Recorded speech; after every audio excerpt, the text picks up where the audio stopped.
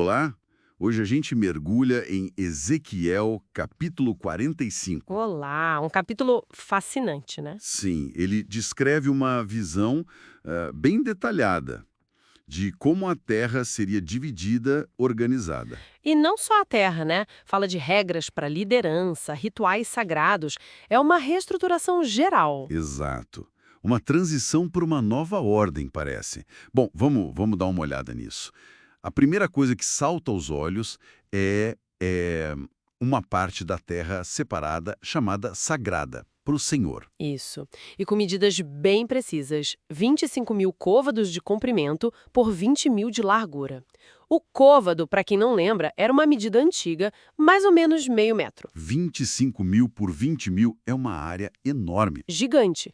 E essa precisão toda, sabe, parece uma resposta direta às injustiças que aconteceram antes.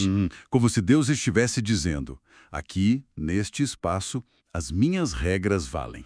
Exatamente. E dentro dessa área enorme, um lugar ainda mais especial para o santuário. Ah, o centro de tudo. Isso. Um quadrado de 500 por 500 côvados, com um espaço aberto em volta. E essa área sagrada maior, ela ainda se divide. Como assim? Tinha uma parte para o santuário mesmo, o lugar santíssimo, e onde os sacerdotes morariam.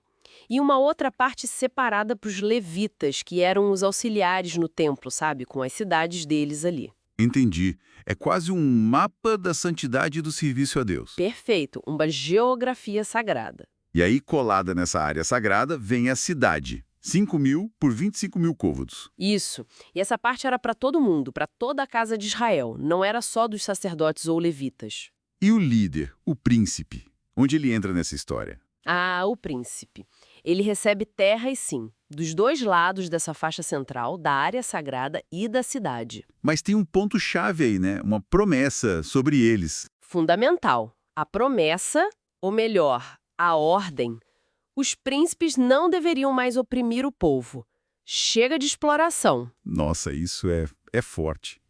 Uma mudança radical comparado ao que se via antes, talvez. Com certeza. Radical e muito necessária. A visão amarra essa nova organização da terra a um chamado urgente por justiça. O texto é muito claro.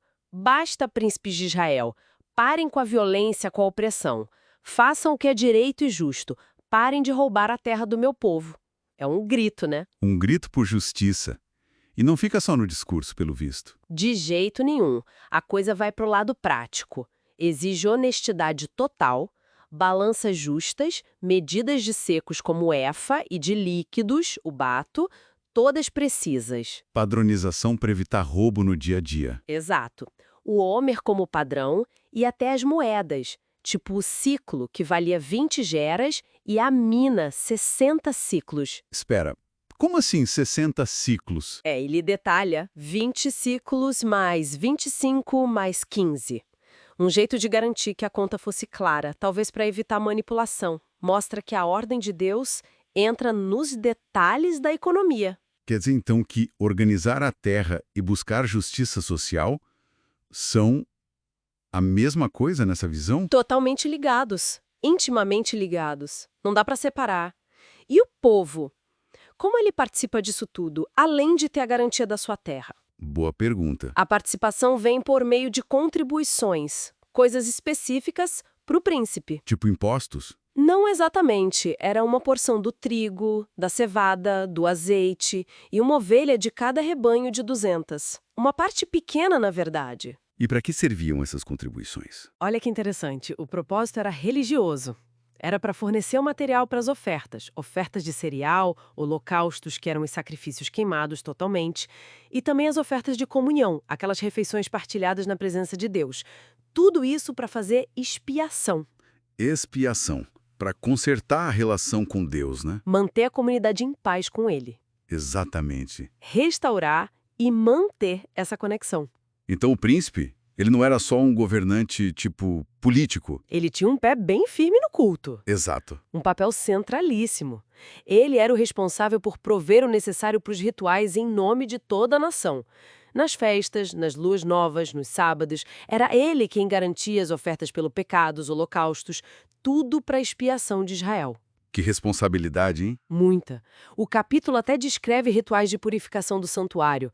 No início do ano, pegavam um novilho sem defeito. Para purificar o templo? Sim, o sangue era aplicado nos umbrais das portas do templo, nos cantos do altar, nos portões do pátio e repetia no 7º dia, Para que essa repetição? para cobrir pecados cometidos sem querer, por engano ou ignorância. Mostra um cuidado enorme com a santidade do lugar e da relação com Deus. Uma liderança a serviço do espiritual. E as grandes festas do calendário, como elas entram aí? O texto destaca duas. A Páscoa, claro, no dia 14 do primeiro mês. 7 dias de festa, comendo pão sem fermento, o pão ázimo. E o príncipe? O que ele fazia? Ele oferecia um novilho como oferta pelo pecado, por ele mesmo e pelo povo, e todo dia da festa, 7 novilhos e 7 carneiros perfeitos como holocausto, mais um bode para oferta pelo pecado. E ainda a oferta de cereal e azeite junto. Uau, uma provisão diária bem grande. Sim, e a outra grande festa, que provavelmente é a festa dos tabernáculos, lá no 7º mês, dia 15. Seguiu o mesmo padrão. Muito parecido, 7 dias de festa também, e o príncipe tinha que providenciar exatamente as mesmas ofertas.